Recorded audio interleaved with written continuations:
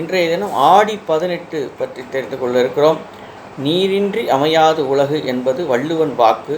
அதன்படி காவிரி தாய்க்கு நன்றி தெரிவிக்கும் விதமாக ஆடி மாதம் 18ஆம் தேதி ஆடிப்பெருக்கு தினமாக தமிழகத்தில் கொண்டாடப்படுகிறது. ஆடி 18 அன்று கொடியில் பூக்கக்கூடிய காய்களை விதைப்பார்கள். அவரை, பீர்க்கங்காய், புடலங்காய், பூசணிக்காய், தங்கம், வெள்ளி நகைகள் வாங்குவார்கள்.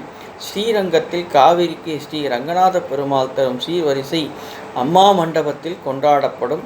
புதுமண தம்பதிகள் நீர்நிலைகளில் புனித நீராடி தாலி பெருக்கு எனப்படும் தாலி மாற்றிக்கொள்வது வழக்கம்.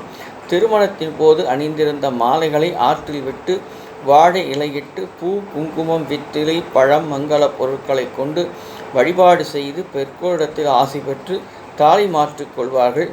திருமணமாகாத பெண்கள் தங்களுக்கு நல்ல கணவன் கிடைக்க வேண்டி கடவுளை வணங்குவார்கள். இதையெல்லாம் ஆடி 18 நடக்கும் என்பதை தெரிந்து கொண்டோம். நன்றி.